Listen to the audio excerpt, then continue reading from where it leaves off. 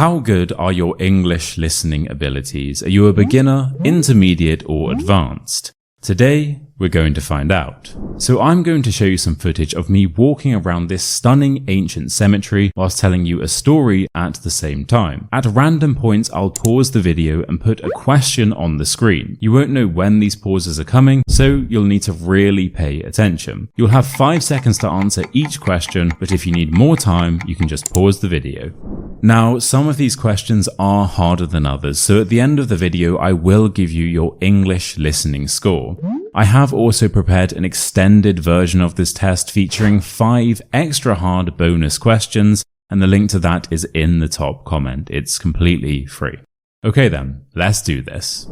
Hello again and welcome to the exercise. So to begin, I'm going to tell you a true story about something that happened right here, and then after that we will get into a bit of a ramble. Now just remember, at random points during this video, I'll pause the footage and ask you a question about something I just said. So you will need to really pay attention throughout the whole thing. Right, where am I then? Well, this is the Recoleta Cemetery in Buenos Aires, Argentina, which is not only an extremely cool looking place, it's kind of like a maze, but it's where some of the country's wealthiest and most famous people have chosen to be buried. I'm talking about former presidents, Nobel Prize winners, national heroes, and of course, a certain woman called Rufina Cambaceres.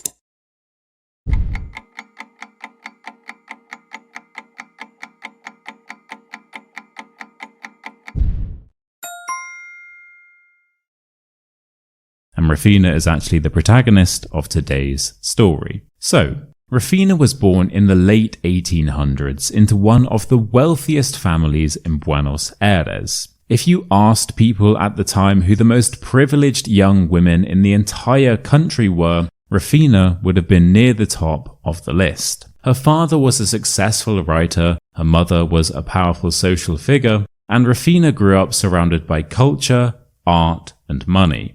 People assumed her life was already planned out. Travel, glamour, elegant parties, the opera, a successful marriage, you know, that kind of future. So when she turned 19, her mother prepared a special birthday celebration. They had musicians playing, champagne, incredible food, and, of course, carriages booked to take them all to the opera that very evening.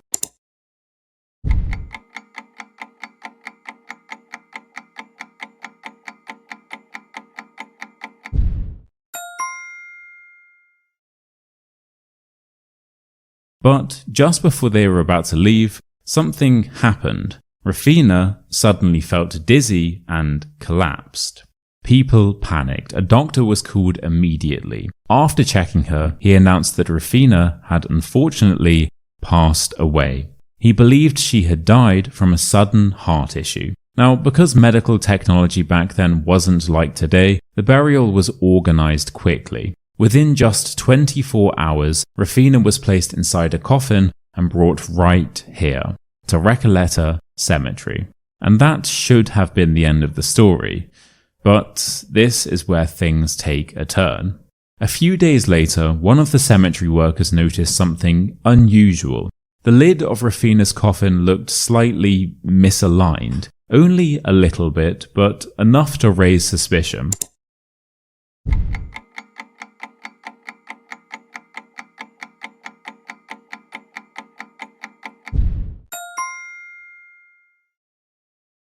They assumed someone had attempted to break in, because grave robbing used to be a real problem here. So, they carefully opened the coffin to check, but what they found suggested something else entirely. Doctors now believe Rufina hadn't actually been dead. The theory is that the doctor accidentally misdiagnosed her, and she may have been in a very deep coma-like state when she was brought here, which means she likely woke up after being buried, but by that point, there was nothing she could do to get help. In honor of Rufina, her family built a special white marble tomb, one of the most elegant in Recoleta, with a statue of her at the entrance sculpted to appear as if she is opening the door herself, almost symbolizing that moment between life and death. But here's where the legend continues. Some locals claim that late at night, if you walk near her tomb, you might hear gentle tapping noises. Now, of course, that could just be the wind or the stone expanding or imagination, but this story still lives on today.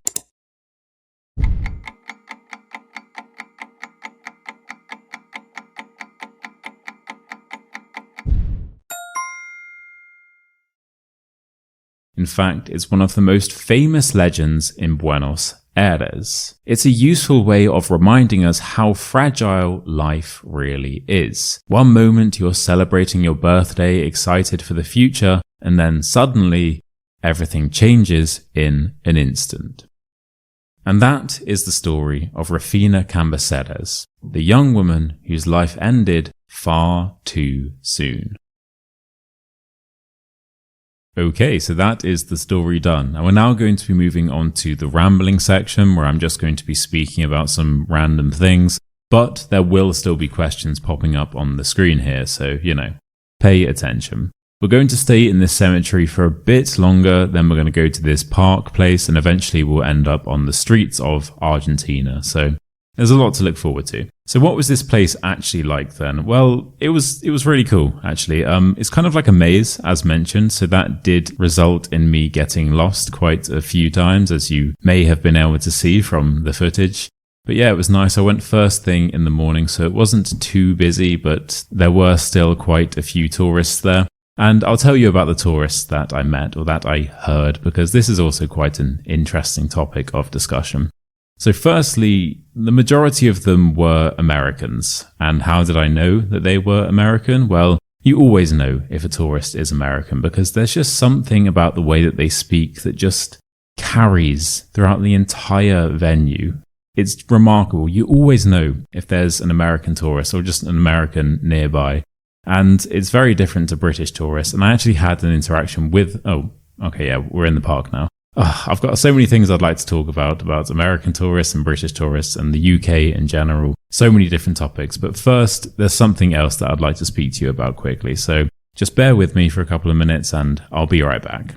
Hi again. So if you are enjoying improving your English with me, then this is perfect timing. Because the listening module of my 5-in-1 online fluency course officially launches today. And I would just like to very quickly tell you about it.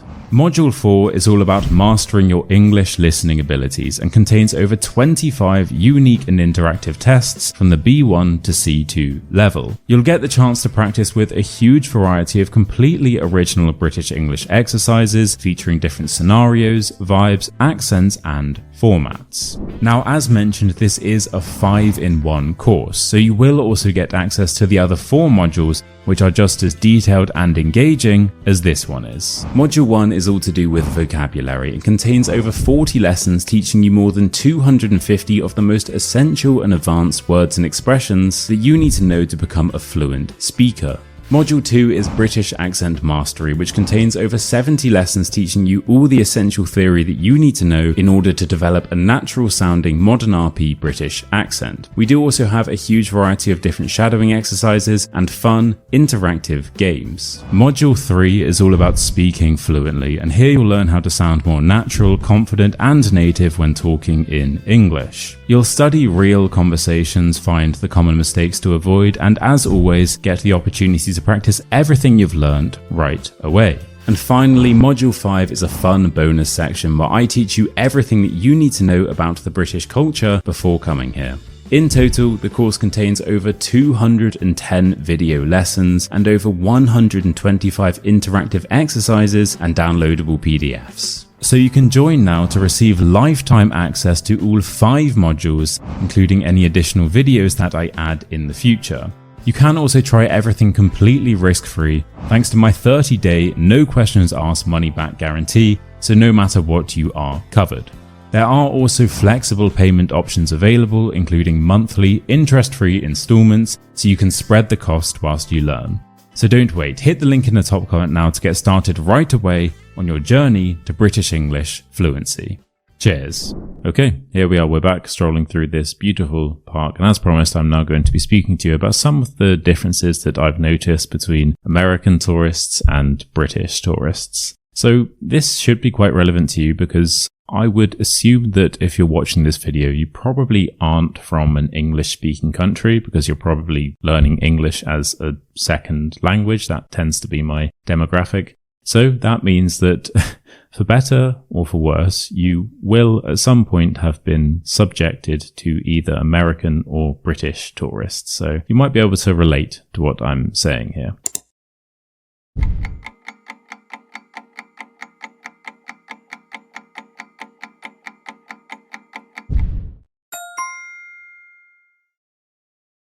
So firstly, we'll start with Americans, of course, because America is #1 country in the world. Americans are quite loud. I think that's a fair statement, right? Americans do tend to be quite noisy. So not all Americans, of course, but I think more often than not, you can tell when there are Americans in any sort of bar or restaurant or cafe or cemetery. Because you can normally hear them. So, for example, when I was in the cemetery place, I was walking around trying to film something. Then all of a sudden, out of nowhere, I'll just hear, I think it's really neat that you guys managed to keep this cemetery in such awesome condition. Because back in the States, we have somewhere just like this. Have you ever been there? It's awesome. Yeah.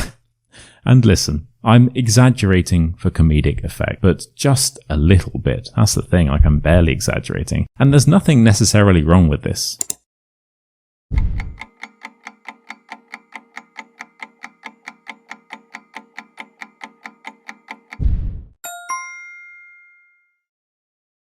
Okay, it's very different to British tourists not all British tourists. I'm talking about certain British tourists. Don't get me wrong, there are a whole group of British tourists that are just the worst, that go to Spain and Europe and places like that and just get absolutely hammered and are just a nuisance. Okay, I'm talking about normal British tourists, because I think most of us are fine.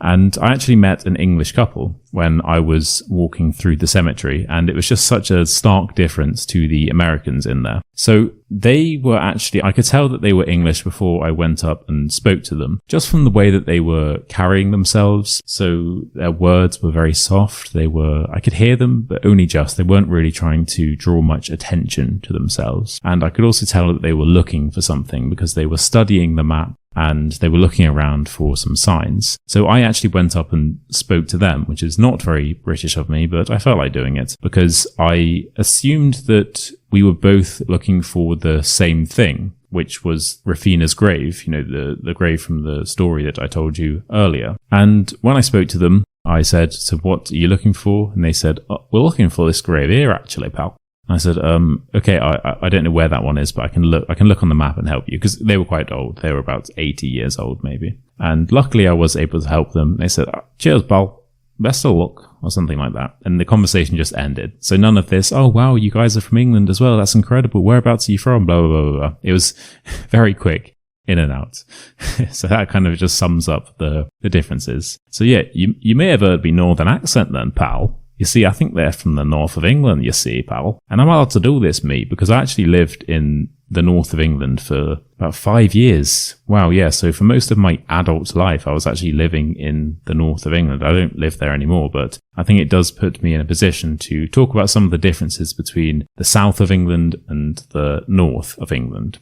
So, firstly, the weather, and we can make this quick.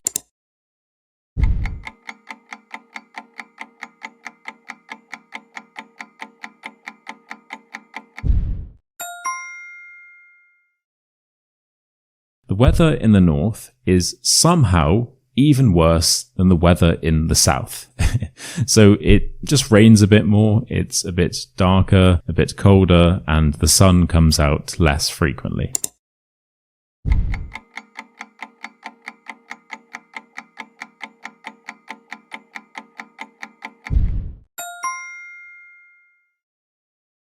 Okay, however, even though it's technically colder in the north, it's often said that the South is actually colder. So how can that be? Well, I don't know why I'm speaking like this, but basically it's said that Southerners, such as myself, tend to be a lot ruder and less outgoing and less friendly and just colder in general when compared to Northerners, who are seen as friendlier and more outgoing and more jolly as well. And having lived in both those places, I wouldn't necessarily say this is the case. I would agree that Northerners are probably more outgoing, but I don't think that necessarily means that Southerners are impolite or ruder. And honestly, I think that, well, it's kind of irrelevant when considering the fact we're all English anyway, so we're all going to be quite reserved just by nature, especially when compared to the Americans who we were talking about earlier. And honestly, I think that you need a mix. I think sometimes you do want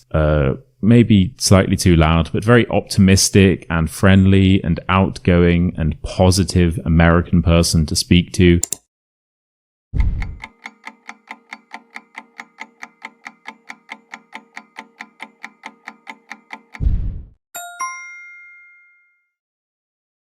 And to really pick yourself up, because sometimes in life you just want to speak to someone with enthusiasm, you know? And by golly, do Americans have that by the gallon load.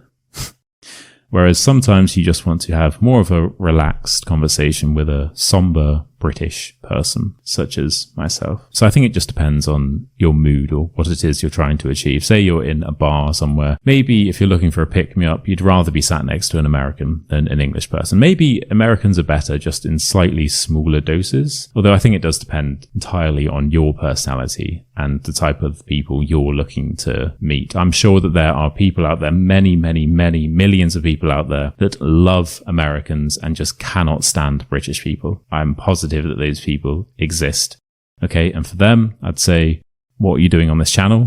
You're probably in the wrong place. And for everyone else, I'd say, welcome, you are probably in the right place. Right then, we're going to wrap this up now because I don't want this test to become too long or hard, but make sure to check out the extended version in the top comment because there are 5 additional extra hard bonus questions. Right, thank you for listening and I will see you very soon in the outro.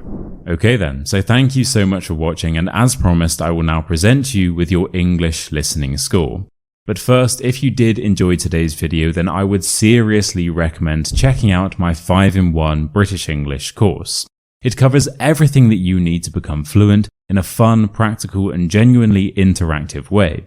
The reviews have been amazing so far, and there is also a full money-back guarantee, so you can try everything completely risk-free. So the link to that is in the top comment, and whilst you are there, make sure to check out the extended bonus version of this test as well, which features 5 additional extra hard questions.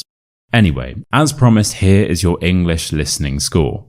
So, if you got fewer than 3 right, you're probably at an A2 to B1 level. For you, I'd recommend watching easy English content with subtitles on, maybe even children's shows, and you can slow down the speed of the audio as well.